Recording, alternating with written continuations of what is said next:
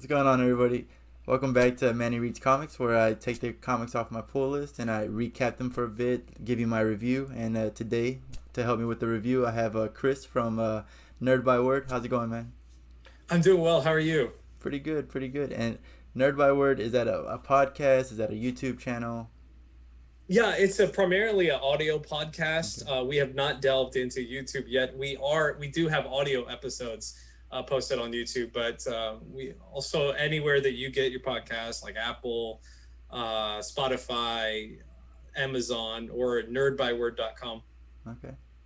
Nice. And you do this with someone else? I forgot the name. Oh, Yeah. My co-host Dave, we're actually okay. co-workers, and we teach public schools. So like, it took several years of faculty meetings. Like, dude, have you seen this movie yet? Or have you read this comic yet? Have you seen this show? And we were just like sitting around in the midst of a global pandemic, and like, you know what we should do? We should do this on a weekly basis. Yes. So yeah, we saw, like, unfortunately, like, so many toxic fan bases of Mm, that fandom has become, with whether it's Star Wars or it's something like Captain Marvel, where people are so reactionary and so whatever in their fan base. But it's also interesting because he is primarily DC almost exclusively, and I'm the exact opposite, where I'm like Marvel, Marvel, Marvel. oh, that works And out. yeah, so it's funny, like, once you, like, it's almost like this language barrier where, like, you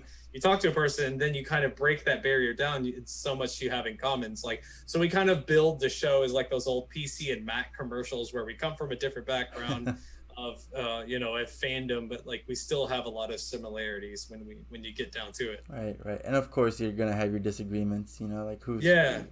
Our last Jedi episode was pretty spicy, but Okay. We'll definitely have to check that out. yeah, So for sure. today we are here to talk about X-Men. Speaking of, I have the cover right here. What do you think of the cover?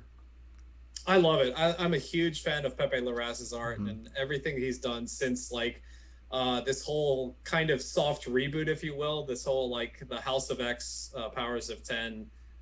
Ever since he came onto the X books, there, I've been a fan of everything that he does. Yeah, you pretty much took the words out of my mouth. Like Pepe Larraz, as soon as I see him on an X-Men book, it's just like, okay. That's beautiful. It's perfect. It's gonna Let's work go ahead out. and put in the pre-orders. Yeah, exactly. Like, all right, put it in there. But this is nice. I don't know if this has anything to do with like the actual book in here, like that the storyline, the Hmm. cover, but it is basically just showing we have an X Men group. We finally have an Hmm. actual X Men group that we haven't had in a while. So I like this cover, and it's pretty it's a little trippy. Yeah, Like you it's said. like, it really kind of leans into just the elements of these particular characters. Right. You've got like the rainbow kind of aura that Sync has. You've Right. got Sunfire's flames, and I'm really loving what they're doing in these first two issues with Lorna, and like her just leaning into the Starbucks girl. Like, she's always got her coffee cup on her. I love Right. that they're just leaning into that. Yeah, and I actually do mention that in a little bit. I don't mention the Starbucks thing, but we'll get to it. But I see what you're saying. I see what you're saying. But getting into the actual book, into the recap of this, we start off where in the treehouse, and it looks like Gambit just got caught with his hands in the cookie jar. Basically, he's playing. He's gambling. He's playing some poker with. He's the Thing. It's a great group. It's the Thing, Rhino, and Black Cat. Like, Yeah, I don't know who came up with that group, but it works. It works perfect. I'm actually perfect. surprised that Logan isn't there. I would expect a little bit Yeah. of his cigar smoke in there, but what's her name? Rogue is looking for Gambit. She sees what's Hmm. going on, and she's so mad that we actually get Gambit's full name. I don't know about you. I'm not a huge X-Men fan or anything like that. I just started getting back into it with the Hickman's run, so I Yeah. can't recall ever knowing Gambit's full name. The I gotta be honest. I'm a huge X-Men fan. I mean, I've got my Perfect. my Xavier Institute shirt on. I came up prepared, but I love the X-Men. They're one of my big things. So, like, when you said, what books are you reading? I was like, X-Men. You got anything X-Men? I'm there. Yeah. But I did not know that Etienne was his middle name. I have to keep it 100, as the kids say. Yeah. I did not know Etienne was his middle name, and I love Gambit. He's one of my faves. I did not know his middle name. Yeah, we get Remy, Etienne, LeBeau, right? LeBeau, LeBeau, I don't know. But even the thing makes fun of it. Like, oh, as soon as she said your fancy second name, I knew you were in trouble. Like, no, it's starting off pretty funny, and I appreciate it. I like it.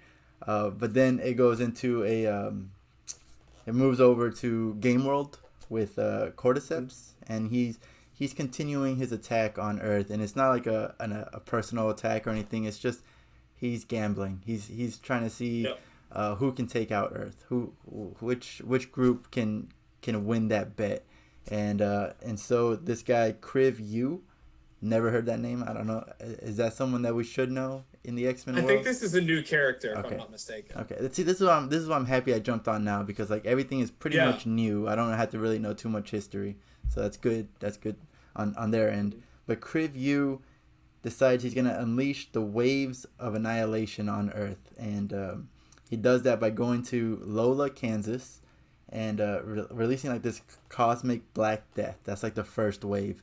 And basically, it just means a bunch of huge bugs taking over Earth. And but then we go back to New York, where we see Jean and Everett, aka Sync, and they're just both levitating on the top of. I guess they're above the treehouse, and they're just kind of listening to everything. And it's just Jean training Sync on how to use her powers, and it's an interesting dynamic just because she knows that Sync is like hundreds of years old because of where he has been. What was it? The vault? Yeah. So he's been in the vault. Yeah, in the vault. Yes. Yeah. And so he's like hundreds of years old. So he's got all this training that she doesn't. But at the same time, she is like one of the most powerful mutants out there. And you got to respect her power when you're going to use it, right? And this reminded me of the fact that he was in the vault, right? And it reminded me of his relationship with Laura that they had, that Laura completely forgot.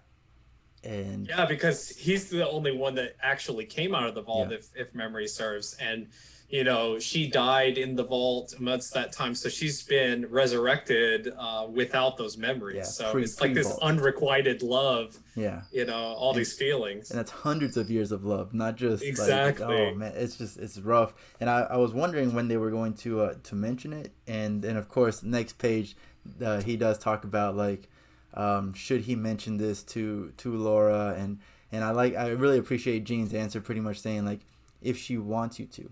It's a really nice kind of like little note for like consent. Right. Exactly. I really like how they did that. Yeah, and so they're just talking and going through like her powers, and then he senses like a loss of life, like a huge loss of life in a certain place, which is obviously Kansas, which is crazy because New York is so far away from Kansas, and he still sensed that. But they sense that disturbance, so they immediately go into to see what's going on. And then Cyclops deduces like immediately that whatever the threat is, it knew to avoid Arakko, which AKA is Mars. Mars, yes. So whatever is attacking, they know that they needed to go around or Mars, and the way they did that is they used the sun's gravity to like slingshot them straight to Earth, which is pretty cool, honestly. I guess like when you go into the math part of it and knowing to avoid and all that.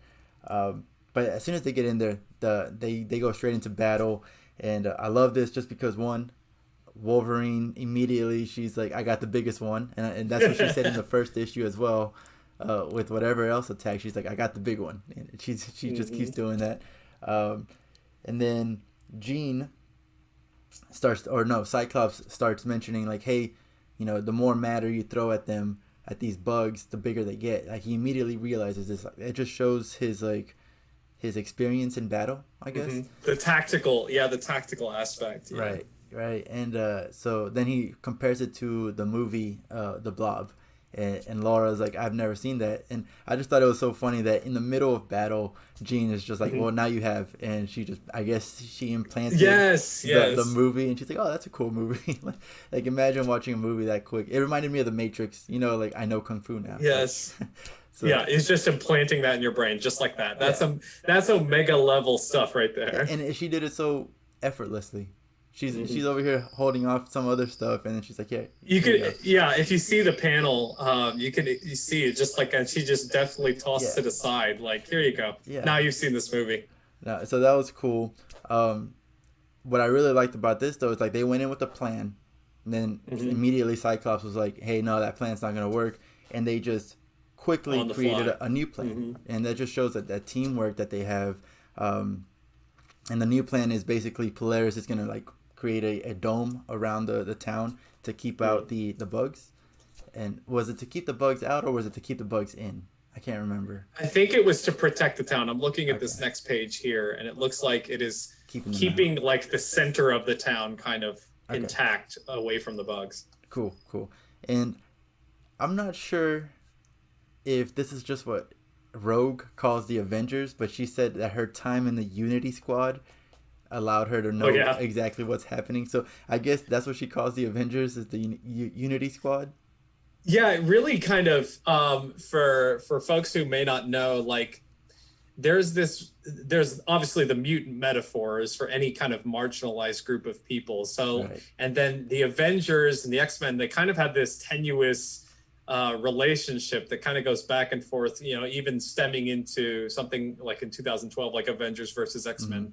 So, and then you have like Bendis's Uncanny X-Men, where it's not always been this hunky-dory relationship between the X-Men and the Avengers. So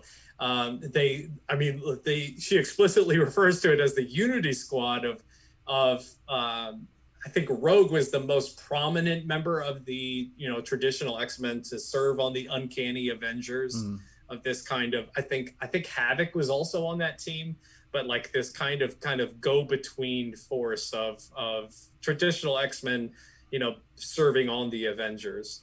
Yeah, isn't Logan a part of the Avengers at one point? Yeah, Logan typically dances back and forth. Yeah. Yeah. No, and it also what you just said reminded me of with the whole Hellfire Gala. I didn't read every single issue about it, but I remember when Captain America met up with Cyclops, it was kind of a like there was some tension there, Yes. So. I think that was one of the earlier issues, and then I remember also Captain America featured heavily in Sword as well. Oh, was he? Okay. I didn't read that. So, like I said, X-Men is the only X-titled book that I have. Right.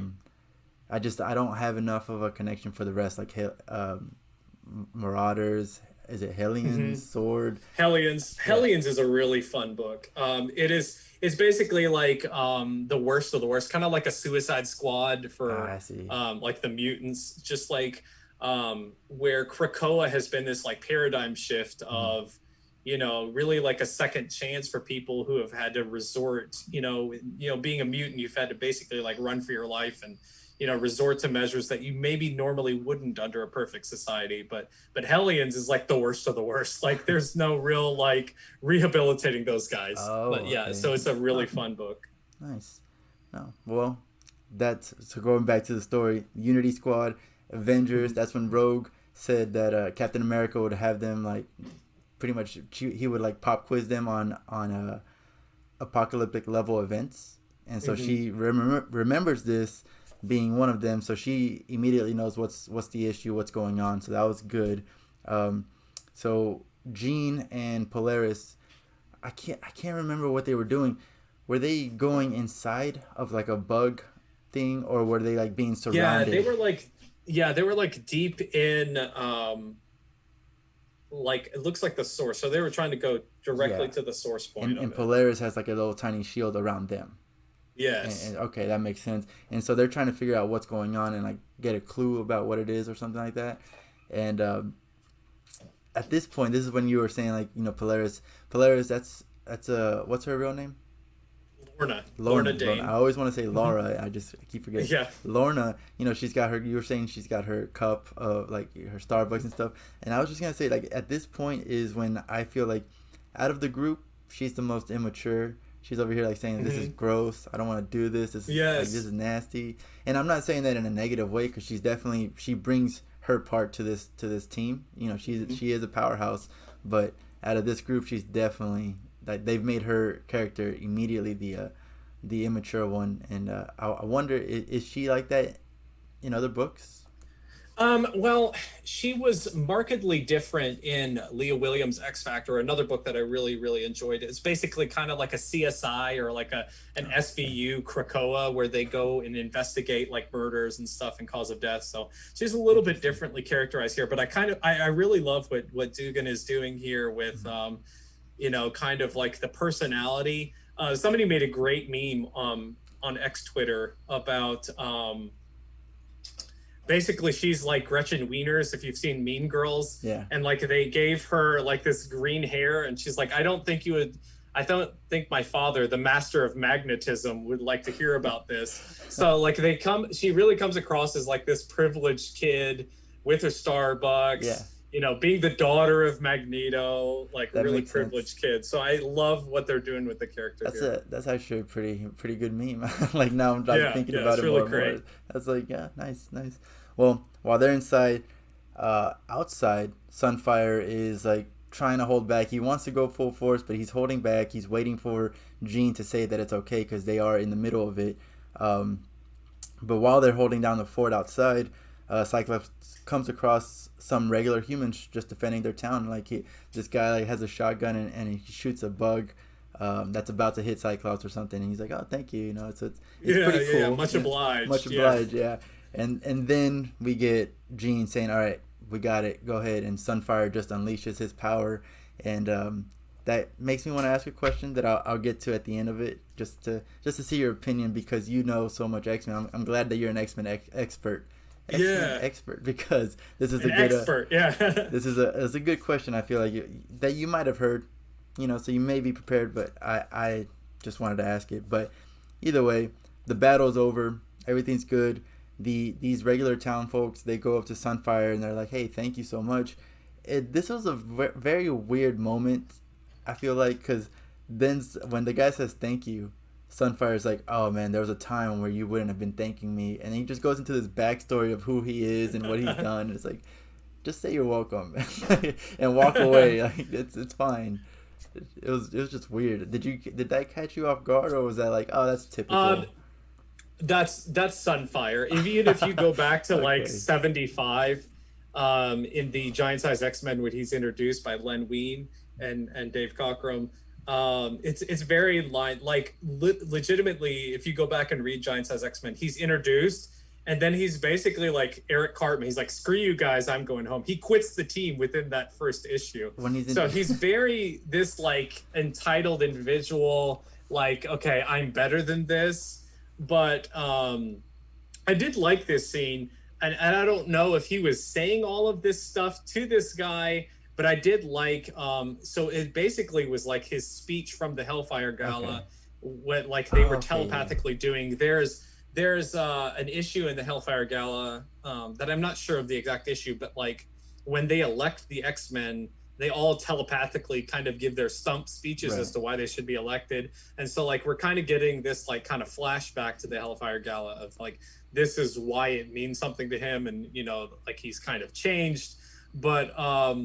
But yeah, it's interesting that you point that out, because I'm like, oh, that sounds like typical Shiro. Like that sounds like him. See, me not knowing anything about him, I was like, what is, like, nobody asked me. Where is this coming from? Yeah. But now you make a good point that this could just be like him having a flashback. He wasn't probably even talking to that guy. But I mean, the way I was reading it, and in that moment, I was like, yeah, you're just telling your whole full backstory to this random person that he's just thanking you. And he did invite them to a cookout. He's like, "You saved our town. Let us cook you some barbecue, some Kansas barbecue." And Sunfire's like, "Yeah, I heard that's good." So that was a really, I think, down to earth, sweet moment, in this book. Yeah, nice slice of life. Yeah, slice of life. There you go. And but then after that, we get to meet this guy named Dr. Stasis, and he's just having supper with his family. His wife, I assume, is his wife. It's just like, "Oh, I messed up the recipe. I forgot I added too much of something." And he's like, "Oh, that's okay. Mistakes are made. What do I always say when mistakes happen?" to his son. And his son's like, "Oh, tomorrow is a new opportunity to be perfect." And then they just drop dead. like out of nowhere, and you can kind of see that coming. Like you kind of see that, like it's just like a little unsettling the way the paneling is, and then boom, it's very much like a Pleasantville type of thing, where like it's like it's too perfect, like something sinister is afoot here. Yeah, exactly. Yeah, she's like, "Welcome home, honey." Blah blah. I made you your favorite. And and then out of nowhere they both. I thought that they were eating. I thought that they were like eating with their mouths, like no forks or anything. They were just like animals, like because it would contradict the whole. Tomorrow's a better opportunity to be perfect, and then yet you eat like this. But then I was like, oh no, they're dead. Oh okay, like they are not moving. They're dead. Yeah. And then some creature comes in, Bornin. It looks like a cat man creature, half cat, half man, and he takes them, like, I guess, to the basement or something, but he takes them away, and we're left with Dr. Stasis reading an autopsy report, and you can see in that autopsy report Cyclops' visor, and you can see the space station that they went to. I'm assuming this is X-Men, the last volume, like I want to say X-Men like 2 or 3. Like this is a long time ago. I remember reading it, but this is like a year or two ago. Yeah, this is even harkening back, I think, back to like even House of X, Powers of 10, the Hoxpox stuff. Like, dealing. I think it's been this big bad of Orcus, this organization, this alliance of humans, trying to exterminate in some form or fashion mutant kind. Yeah, no, you know what? You're right. I was thinking it was the X-Men line, but it's definitely like you're saying, like the Hoxpox. No, I think you're right as well. I think it was those early issues of Mystique. I remember. I want to say that was like 6 or 7, but like they've been planting these seeds kind of going throughout since Hickman took over. Which is nice, especially like if you're reading all this at one time. Like it's definitely, you're gonna catch everything, but it's tough with one issue at a time. Exactly. Not the question I had before, but I do have a question here. Is basically, do humans? I guess humans don't know that mutants can't die. Ish. Yeah, they are not aware of the resurrection protocols that mutants have established on Krakoa. And that's they've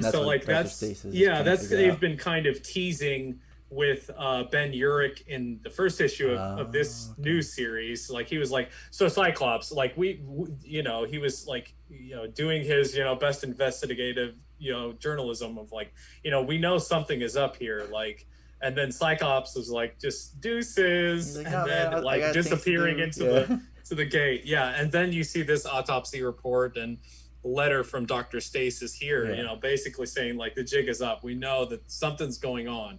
We knew that Cyclops was dead, but now he's living in a treehouse in Central Park. Right, and then he even mentions Ben Urich. He's like, hey, I want to have a conversation with him in that report. And then I guess all of this is part of the Oblivion Institute, which I have no idea if that's new or if that's something that has been mentioned in other X books. Yeah, Oblivion Institute isn't really jumping out at me. But the Orcus protocol at the top, as the header is obviously, calling back to all those things as well. Okay. Well, that's the end of the book. I closed this and I gave it a 7.5 out of 10. I thought it was entertaining. It was pretty funny at times, especially in the beginning. The Gambit opening was definitely a positive, and the teamwork that the whole team really just has.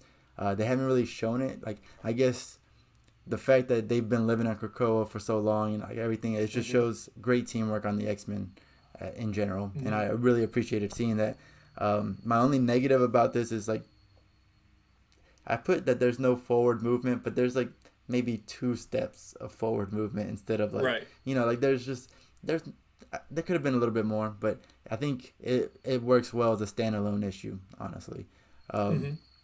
And then this is just my gripe on the whole Hickman era, is that they still display the information like as reports and things like that. I'm like, I don't want to read pages, I don't want to read a comic book to read a novel, like I'm here for the pictures. Like so that's my negative. I've kind of grown accustomed to it, but I mean it's always just going to be a small negative in my book. Yeah. What do you think? I went with an 8. I went with an 8. So being someone who's been a Hickman fan, like I've done like the whole Hickman Marvel run, so I had those same growing pains. I'll be full disclosure. So when I was like reading his Fantastic Four and his Avengers, those same data pages, all those maps, he like, just loves to do that. I didn't. He loves it. It's just, I'm telling you, it's like homework. I feel like I'm in a graduate. Yeah. I feel like I'm in a graduate course. But yeah, so I'm better attuned to it. I'm better adjusted than I was probably 3 or 4 years ago when I did that Hickman run. I had a lot of those same sentiments.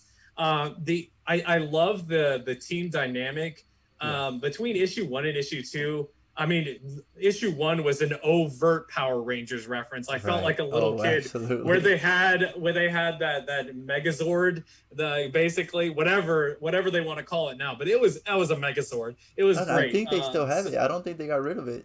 Yeah. So I just love I love when in a lot of modern comics, it's a double-edged sword where we have like this social commentary, we have like this big thought-provoking stuff, which a lot of Hickman is, but I love just like the superheroing for superheroing's sake, and I think that's what kind of like a return to thing. And I think the Hoxpox stuff, the Krakoa stuff is necessary as like a nation building and like a paradigm shift of like now we're not running for our lives anymore, and we're able to just exist outside of being persecuted for so long.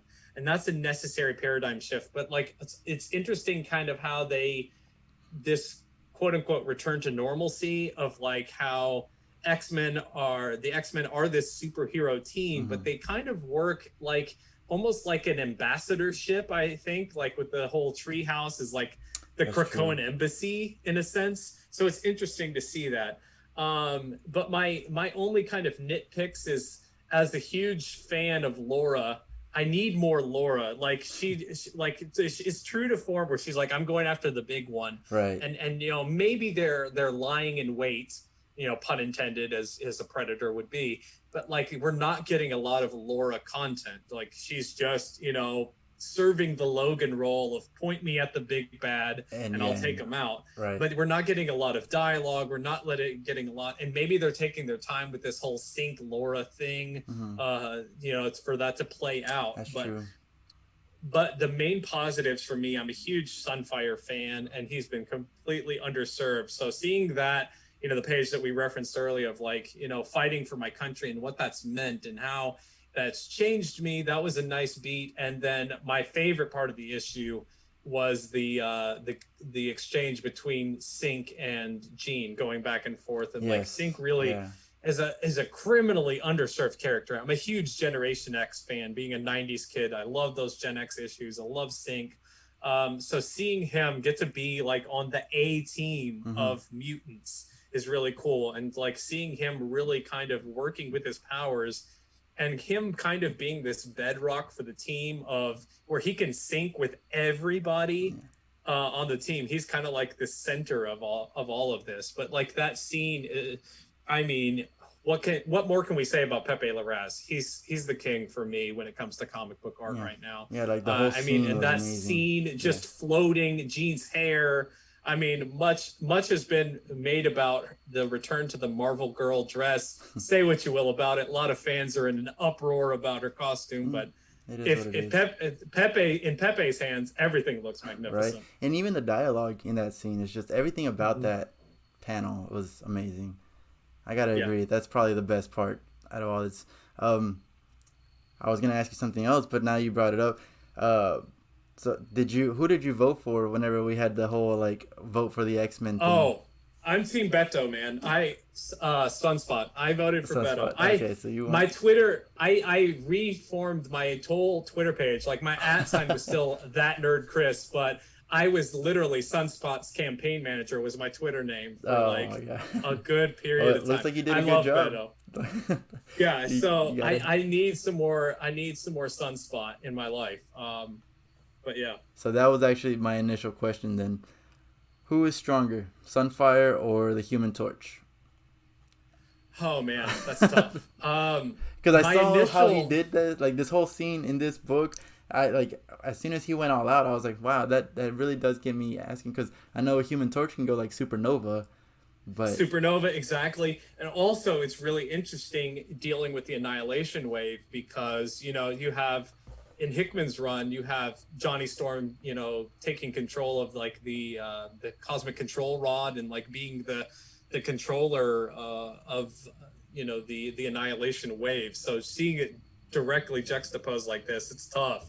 My mutant heart wants to side with Sunfire, but it's a close race. all right, it depends on the day, depends on what they had for breakfast, I don't know. like it depends. Is Johnny too busy being a playboy? Has he got his head in the game? He would never do that. No, absolutely not.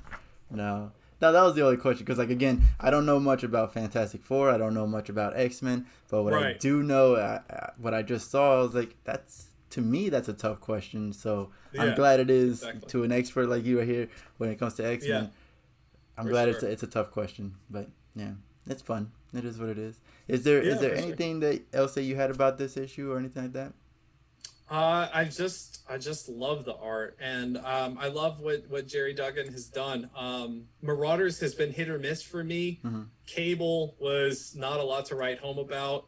But I love what he's doing with these first 2 issues. I'm excited to see where it goes. So I also have like my comic book club called 1 Month Later, and every once in a while I have one of my members, Nick. He loves X-Men, and then another one, Carlos. He loves X-Men. They each collect different type of the X titles, but they always come in and we talk about what's good, what's not, and I can't remember off the top of my head, but I know that Sword isn't talked about very well.